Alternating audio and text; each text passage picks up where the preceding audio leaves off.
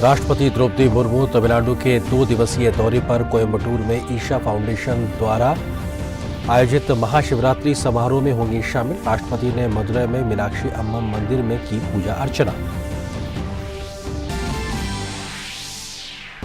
केंद्रीय गृह मंत्री अमित शाह ने कहा, सरकार ने आंतरिक सुरक्षा की 3 बड़ी चुनौतियां कश्मीर, उत्तर पूर्व और वामपंथी उग्रवाद को किया समाप्त। अमित शाह ने नागपुर में कई कार्यक्रमों में लिया हिस्सा।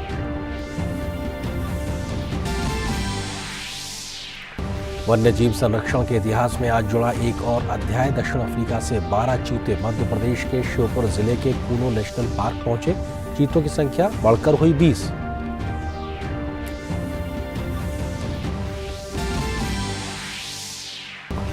राजस्थान में पीएफआई के प्रदेश पदाधिकारियों के घरों पर एनआईए की छापेमारी। जयपुर, बूंदी, सवाई माधोपुर, कोटा सहित अन्य जगहों पर छापेमारी की कार्रवाई।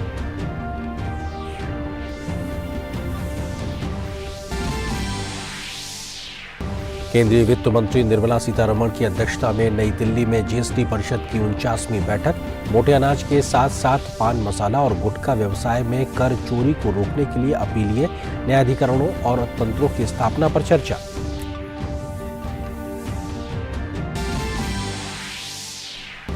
विदेश मंत्री डॉक्टर एस जयशंकर ने ऑस्ट्रेलिया में रायसीना एट सिडनी सम्मेलन को किया संबोधित। कहा कि भारत दुनिया में सबसे ज्यादा कैशलेस लेनदेन का बनाया रिकॉर्ड।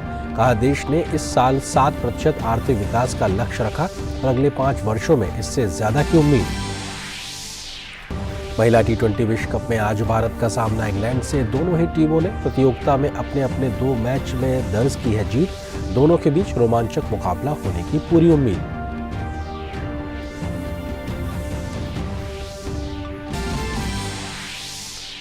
पारंपरिक धार्मिक उल्लास के साथ आज मनाया जा रहा है महाशिवरात्रि का पर्व। देश भर के शिवालयों में श्रद्धालु कर रहे उत्साह के साथ भगवान शंकर का जलाभिषेक। प्रधानमंत्री ने दी बधाई।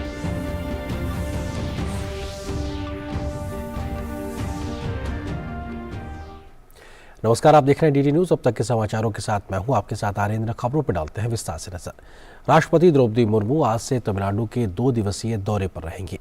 राष्ट्रपति कोयम्बटूर में ईशा फाउंडेशन के द्वारा आयोजित महाशिवरात्रि समारोह में शामिल होंगी। रविवार को राष्ट्रपति वेलिंगटन में डिफेंस सर्विसेज स्टाफ कॉलेज जाएंगी और 78वें स्टाफ कोर्स के सदस्यों को संबोधित करेंगी। वन्यजीव संरक्षण के इतिहास में आज एक और अध्याय हिंदुस्तान के नाम जुड़ गया। दक्षिण अफ्रीका से 12 चीते मध्य प्रदेश के श्योपुर जिले के कूनो नेशनल पार्क पहुंच गए हैं। मध्य प्रदेश के मुख्यमंत्री शिवराज सिंह चौहान ने पीएम मोदी को धन्यवाद देते हुए कहा कि पीएम मोदी के विजन के कारण ही चीते भारत में पुनर्स्थापित हो रहे हैं। पिछले साल 17 सितंबर को प्रधानमंत्री नरेंद्र मोदी ने नामीबिया से लाए गए चीतों को कूनो राष्ट्रीय उद्यान में छोड़ा था। अब चीतों की संख्या बढ़कर 20 हो गई है। मध्य प्रदेश के मुख्यमंत्री शिवराज सिंह चौहान ने दक्षिण अफ्रीका से 12 चीतों को मध्य प्रदेश लाए जाने पर खुशी जताई। उन्होंने कहा कि महाशिवरात्रि पर फिर मध्य प्रदेश को बहुत बड़ी सौगात मिली है। मैं प्रधानमंत्री का धन्यवाद करता हूं। पहले 8 चीते आए थे और आज फिर से 12 चीते आए हैं। पहले जो चीते आए थे वे इस वातावरण में पूरी तरह से ढल चुके हैं। वे स्वाभाविक रूप से जीवन जी रहे हैं। इस मौके पर उन्होंने चीता मित्रों से भी मुलाकात की। केंद्रीय मंत्री भूपेंद्र यादव ने कहा कि पीएम मोदी ने दिसंबर से चीता प्रोजेक्ट को शुरू किया था। आज इस प्रोजेक्ट का दूसरा भाग शुरू हुआ है। इस बीच नामीबिया से आए चीतों का क्वारंटाइन पूरा हो गया है। बड़ी बात यह है कि मध्य प्रदेश सरकार के वन विभाग के अधिकारियों ने 6 महीने में 450 चीता मित्र तैयार किए हैं। प्रोजेक्ट का दूसरा भाग हमारा आज से ये वापस हुआ है। इस बीच में जो चीता हमारे नामीबिया से आए थे उनके क्वारंटाइन का टाइम पूरा हो गया। उनका एक पर्टिकुलर समय एक बड़े बाड़े में रहना होता है, वो भी समय लगभग पूरा होने जा रहा है। उनके बिहेवियर और सारे विषयों को लेकर हमारे जो फॉरेस्ट डिवीजन के साइंटिस्ट की टीम है, फॉरेस्ट ऑफिसर्स की टीम है और इस पूरे पार्क को जो मेंटेन करने वाली हमारे फॉरेस्ट गार्ड, कंजर्वेशन के अधिकारी, सब लोग मिलकर के उन्होंने उस पहले भाग को किया है। राजस्थान में पीएफआई के प्रदेश पदाधिकारियों के घरों पर एनआईए ने छापेमारी की है। जयपुर, बूंदी, सवाई माधोपुर, कोटा और भीलवाड़ा में कुल 7 जगहों पर छापेमारी की कार्रवाई की गई है। एनआईए की टीम ने राजस्थान के कोटा में 3 पदाधिकारियों और बूंदी सवाई माधोपुर भीलवाड़ा में एक एक पदाधिकारी के घर पर छापेमारी की है। छापेमारी के दौरान डिजिटल उपकरण, एयरगन, धारदार हथियार और संदिग्ध दस्तावेज जब्त किए गए हैं। मेघालय विधानसभा चुनाव के लिए प्रचार तेज हो गया है। मेघालय में विधानसभा की 60 सीटों के लिए हो रहे चुनाव में कुल 13 राजनीतिक दल भाग ले रहे हैं। इसमें राष्ट्रीय स्तर के 4 दल भी शामिल हैं। चुनावी मैदान में सर्वाधिक उम्मीदवार भारतीय जनता पार्टी, कांग्रेस, नेशनल पीपल्स पार्टी और तृणमूल कांग्रेस के हैं। इन चुनावों में 36 महिलाओं सहित कुल 375 प्रत्याशी अपना भाग्य आजमा रहे हैं। वहीं नागालैंड विधानसभा की 60 सीटों के लिए 12 राजनीतिक दलों से 4 महिलाओं सहित 183 उम्मीदवार मैदान में हैं। दोनों राज्यों में 27 फरवरी को वोटिंग होगी। भारतीय जनता पार्टी की तरफ से पूर्वोत्तर के सह प्रभारी ऋतुराज सिन्हा ने टीएमसी पर आरोप लगाते हुए कहा कि मेघालय में टीएमसी सिर्फ वोट काटने के लिए चुनाव लड़ रही है और मेघालय की जनता टीएमसी की चाल को समझती है। उन्होंने कहा कि पश्चिम बंगाल की जनता अब इनसे ऊब चुकी है। टीएमसी पर एक और आरोप लगाते हुए उन्होंने कहा कि जिस बंगाल मॉडल का जिक्र अभिषेक बनर्जी कर रहे हैं वो सिर्फ उगाही और अवैध घुसपैठ पर खड़ा है। ऋतुराज सिन्हा ने खास बातचीत की हमारे संवाददाता नीरज सिंह से। पूर्वोत्तर के सह प्रभारी ऋतुराज सिन्हा जी इस समय हमारे साथ हैं। सिन्हा साहब, मेघालय में टीएमसी कह रही है कि वो जीत रही है। टीएमसी सपने देख रही है। देखिए, मेघालय की जो जनता है वो ना सिर्फ पढ़ी लिखी है, राजनीतिक रूप से उनकी सूझबूझ बहुत तेज है। उनको पता है कि टीएमसी इस चुनाव से पहले मेघालय में कभी थी नहीं और इस चुनाव के बाद वो बोरिया बिस्तर लपेट के यहां से निकलने वाली है। उनको ये पूरी तरह पता है कि टीएमसी को मेघालय की जनता और मेघालय की जनता की समस्याओं से कोई लेना देना नहीं है। अभिषेक बनर्जी कह रहे हैं कि जिस तरीके से उन्हें समर्थन मिल रहा है, पहले वो गोवा गए, त्रिपुरा गए, अब मेघालय आए, तो वो कह रहे हैं कि टीएमसी को लोग पसंद करने लगे। हाँ, ये बात तो सही है। अभिषेक बनर्जी टीएमसी को लेके गए थे गोवा, वहां 0% सन्नाटा मिला उनको, कुछ तो भेंट हुआ नहीं उनको वहां पे गोवा में। अब यहाँ पे टीएमसी जो है पैसे के जोर पर वोट खरीदने के लिए मुकुल संगमा जी के साथ मिलकर आई है, लेकिन जनता मुकुल संगमा जी को भी जानती है। मुकुल संगमा जी ने सीएम के रूप से मेघालय में सिर्फ करप्शन किया, जनता का काम तो किया नहीं। तो मुकुल संगमा जी और टीएमसी जो ख्वाब देख रहे हैं मेघालय की जनता उसको कभी पूरा नहीं होने देगी। धन्यवाद। तो ये थे हमारे साथ पूर्वोत्तर के सह प्रभारी ऋतुराज सिन्हा जी, जो कह रहे थे कि टीएमसी सिर्फ वोट काटने के मकसद से मेघालय में आई है और मेघालय की जनता टीएमसी को इस बार नकार देगी। कैमरामैन सुमित के साथ नीरज सिंह, टीडी न्यूज। महाराष्ट्र के नागपुर में केंद्रीय गृह मंत्री अमित शाह ने स्वतंत्रता सेनानी और लोकमत के संस्थापक जवाहरलाल जी दर्डा के जन्म शताब्दी वर्ष और एवं लोकमत नागपुर संस्करण के 50 वर्ष पूरे होने के अवसर पर आयोजित समारोह को संबोधित किया। अमित शाह ने कहा कि लोकमत का पत्रकारिता जगत में 50 वर्षों का ये सफर शानदार है। लोकमत नागपुर की स्वर्ण जयंती का वर्ष है। कोई भी संस्था चाहे किसी भी क्षेत्र में काम करती हो, स्वर्ण जयंती मनाती है तो ये तो स्वीकारना पड़ेगा कि ये संस्था के संचालकों में सत्व भी है, साहस भी है और सातत्य भी है। क्योंकि सत्व, साहस और सातत्य के बगैर कोई भी संस्था 50 साल तक इतना बड़ा काम नहीं कर सकती। और ये तभी होता है जब इसमें सातत्य का तत्व भी रखना पड़ता है। ये तीनों गुणों को एक साथ आत्मसात कर कर अपनी कार्य पद्धति बनाना, ये विशेषकर एक अखबार के लिए, एक ग्रुप के लिए बहुत महत्वपूर्ण होता है। केंद्रीय गृह मंत्री ने कहा कि उन्होंने कभी वोट बैंक की राजनीति नहीं की। उनकी सरकार आने के बाद आंतरिक सुरक्षा की 3 बड़ी चुनौतियां थीं: कश्मीर, उत्तर पूर्व और वामपंथी उग्रवाद। इन तीनों चुनौतियों से प्रभावी तरीके से निपटा गया है, जिसके बाद हिंसा में बड़ी कमी दर्ज की गई है। हमने कभी भी वोट बैंक की पॉलिटिक्स नहीं की। मोदी जी के सत्ता में आने से पहले आंतरिक सुरक्षा की दृष्टि से 3 बड़े हॉटस्पॉट थे। कश्मीर, नॉर्थ ईस्ट और वामपंथी उग्रवाद वाला क्षेत्र जो महाराष्ट्र से, विदर्भ से भी सटा हुआ है। मैं आज कह सकता हूं कि तीनों क्षेत्र में आज हिंसा में 80% कटौती करने का काम मोदी जी के नेतृत्व में, और जो हुर्रियत कभी भारत सरकार को नचाती थी, वो हुर्रियत पर बैन कर उसके कार्यालय को सील कर दिया गया। किसी की हिम्मत नहीं है कुछ करने। केंद्रीय गृह मंत्री अमित शाह ने महाराष्ट्र के नागपुर में लोकमत के गोल्डन जुबली समारोह के मौके पर अनेक पुस्तकों का लोकार्पण किया। साथ ही लोकमत के लिए अपनी पूरी जिंदगी खपा देने वाले अधिकारियों और कर्मचारियों को ट्रॉफी देकर सम्मानित किया।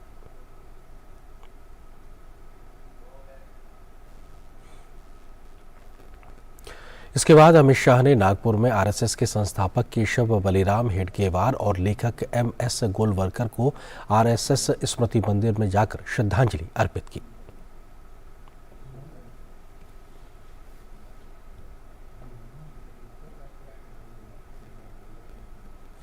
केंद्रीय गृह मंत्री अमित शाह ने महाराष्ट्र के नागपुर में दीक्षा भूमि में डॉक्टर बाबा साहब भीमराव अम्बेडकर को श्रद्धांजलि दी।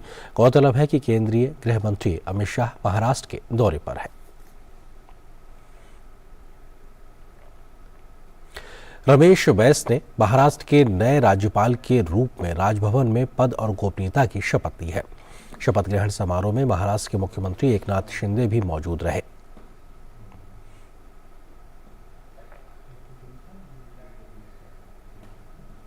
और फिलहाल यहां पर एक छोटे से ब्रेक के लिए रुकते हैं।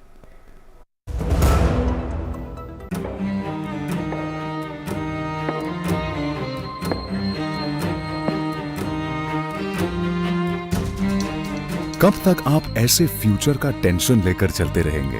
LIC के न्यू पेंशन प्लस के साथ अपनी पेंशन का प्लान बनाइए, क्योंकि ये प्लान आपके फ्यूचर के लिए मार्केट लिंक्ड वेल्थ क्रिएट करता है। और तो और इस प्लान में गारंटीड एडिशंस के साथ पेंशन पाने के कई ऑप्शंस भी हैं, so that you grow young and tension free. LIC, हर पल आपके साथ। केंद्रीय वित्त मंत्री निर्मला सीतारमण की अध्यक्षता में नई दिल्ली में जीएसटी परिषद की 49वीं बैठक हो रही है। इस बैठक में मोटे अनाज वाले स्वास्थ्यवर्धक मिश्रणों समेत कुछ वस्तुओं पर कर की दरों में बदलाव पर विचार किया जाएगा।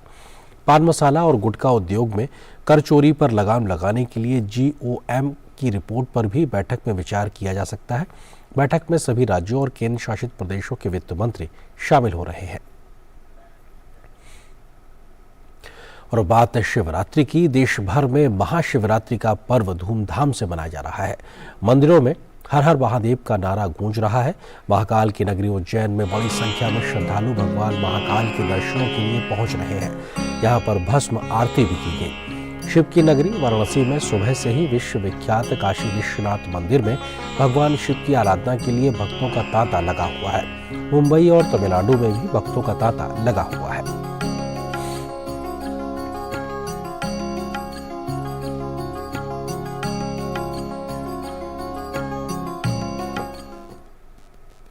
वहीं दिल्ली में महाशिवरात्रि का पर्व धूमधाम से मनाया जा रहा है। दिल्ली में सुबह से ही भक्तों की लंबी लंबी कतार मंदिरों के बाहर देखने को मिल रही है।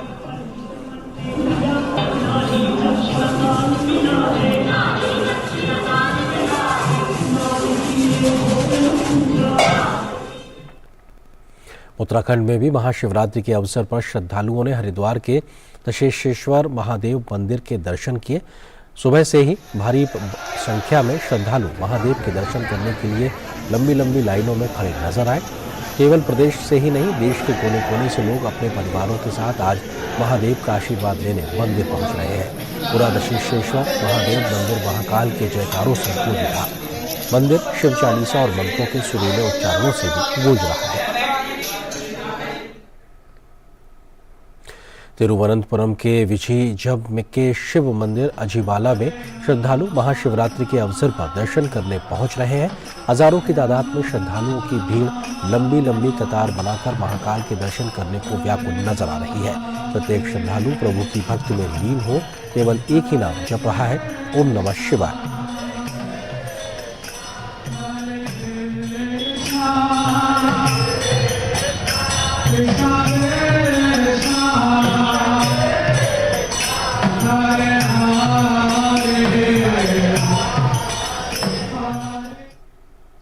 महाशिवरात्रि के पावन अवसर पर दिल्ली के गौरी शंकर मंदिर में आस्था और भक्ति चरम पर देखने को मिल रही है।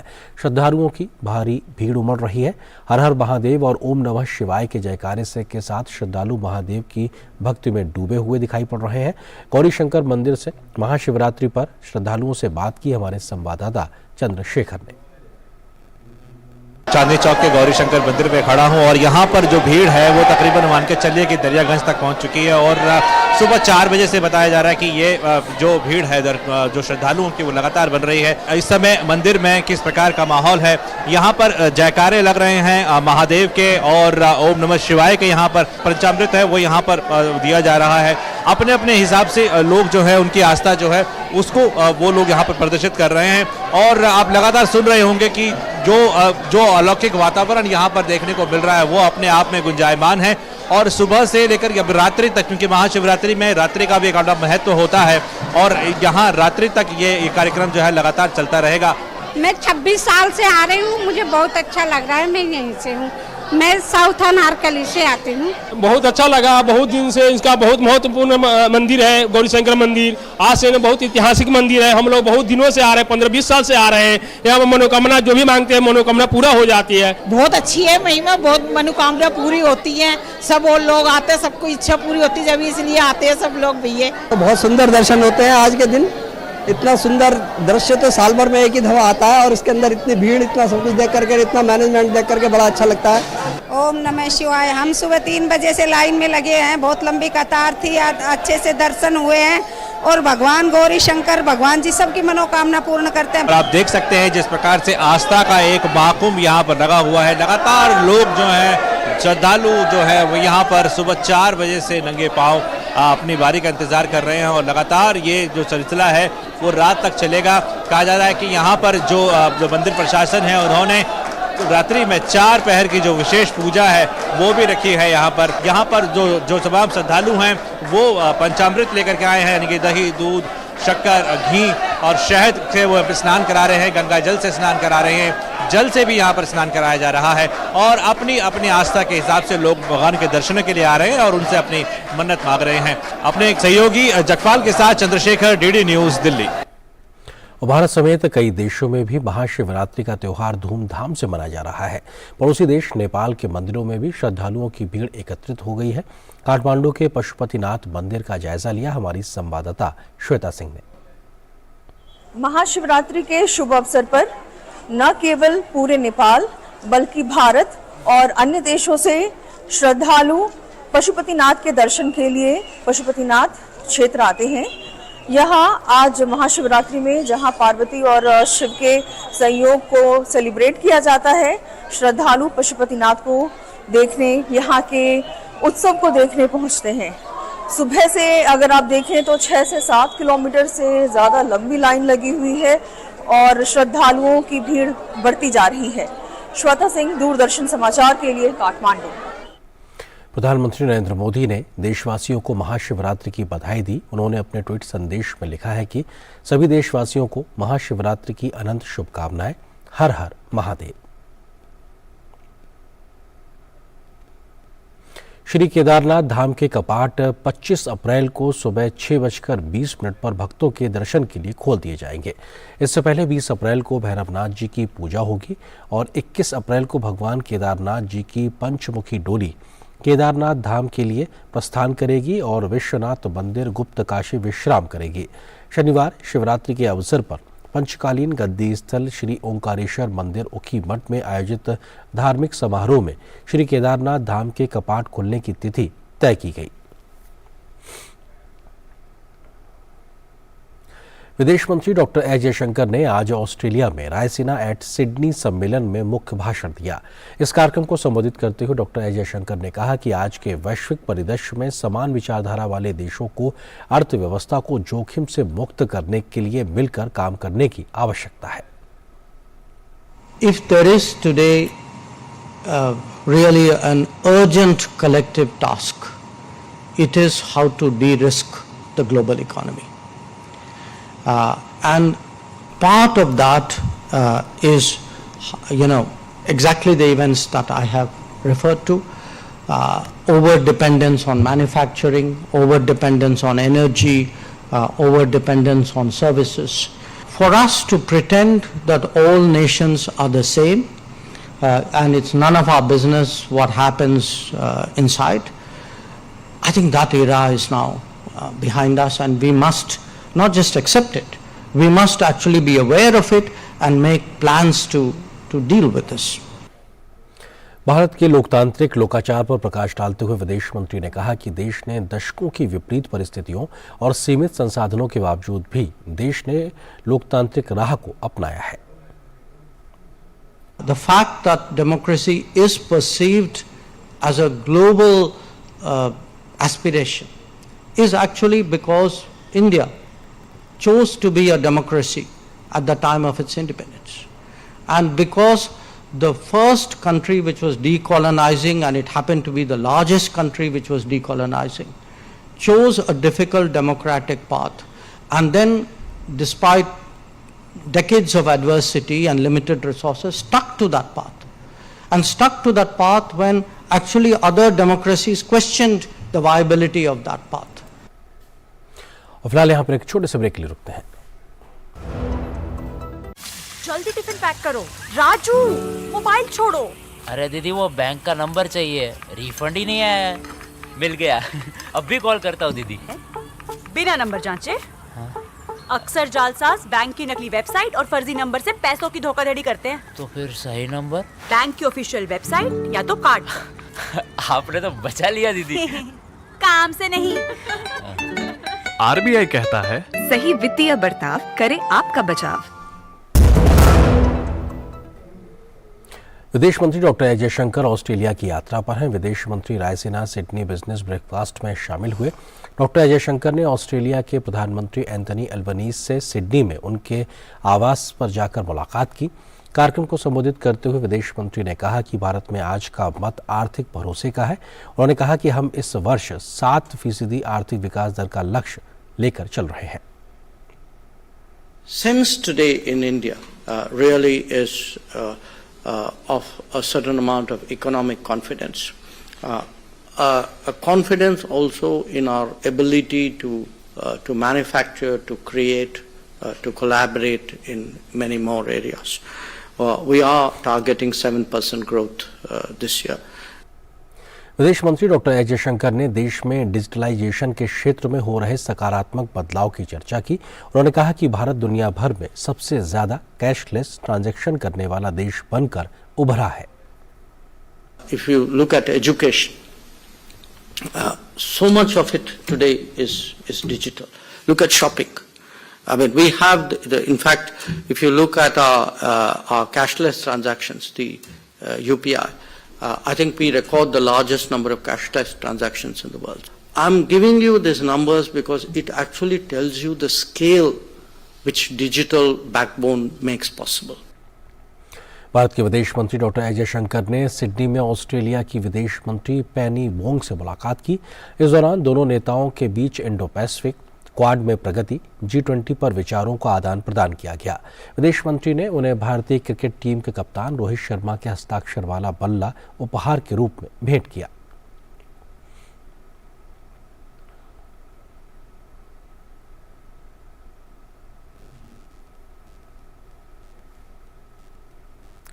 विदेश राज्य मंत्री वी मुरलीधरन ऑस्ट्रेलिया के दौरे पर हैं. मेलबर्न में उन्होंने श्राइन ऑफ रिमेम्बरेंस के दूसरे विश्व युद्ध के दौरान शहीद हुए सैनिकों को श्रद्धांजलि अर्पित की.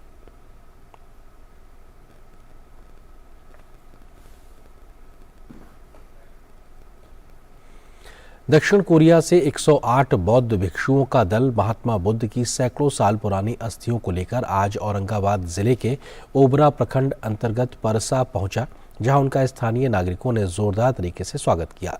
गौरतलब है कि दक्षिण कोरिया के 108 बौद्ध भिक्षुओं की तीर्थ यात्रा की मेजबानी भारत कर रहा है. उनके साथ मीडिया कर्मियों की टीम भी है. ये पैदल यात्रा सांगवोल सोसाइटी की ओर से की जा रही है, जो बौद्ध स्थली सारनाथ से नेपाल के लुम्बिनी तक जाएगी. इस दौरान 43 दिनों के भीतर 1167 किलोमीटर की यात्रा संपन्न होगी. तीर्थ यात्रा में शामिल यात्रियों ने बताया कि विश्व में शांति की कामना कोविड-19 जैसी महामारी का पुनर्जन्म न होने और भारत कोरिया के व्यापारिक तथा सांस्कृतिक संबंधों की 50वीं वर्षगांठ पूरा होने पर कोरियाई बौद्ध भिक्षुओं का दल पूजा अर्चना एवं प्रार्थना के लिए पदयात्रा पर निकला है। बौद्ध भिक्षु शिनवंग ह्यून ने बताया कि इस पदयात्रा से भारत और कोरिया के बीच मौजूदा संबंध प्रगाढ़ होंगे। इससे दोनों देशों के बीच सांस्कृतिक गतिविधियों तथा परंपराओं का आदान प्रदान होगा। यह दल 18 फरवरी तक औरंगाबाद जिले में प्रवास करेगा। दल के साथ चल रहे द्विभाषिया मलकीत सिंह ने बताया कि बौद्ध भिक्षुओं का दल उत्तर प्रदेश के सारनाथ से महात्मा बुद्ध की मूर्ति को लेकर रथ पर चल रहा है। विश्राम करने व रवाना होने से पहले बौद्ध भिक्षु उनका आशीर्वाद प्राप्त कर रहे हैं। उन्होंने बताया कि बौद्ध भिक्षु प्रतिदिन 25 किलोमीटर की यात्रा करने के बाद सुगम व सुरक्षित स्थल पर विश्राम कर रहे हैं। उत्तर कोरिया के शिनवंग ह्यून ने बताया कि उनका दल भगवान बुद्ध के विचारों, नीतियों, उद्देश्यों के साथ साथ शांति, भाईचारा, मानवता और वैश्विक बंधुत्व का संदेश फैला रहा है। इसी खबर के साथ फिलहाल इस बुलेटिन में इतना है, लेकिन डीडी न्यूज़ पर खबरों का सफर लगातार जारी है। नमस्कार।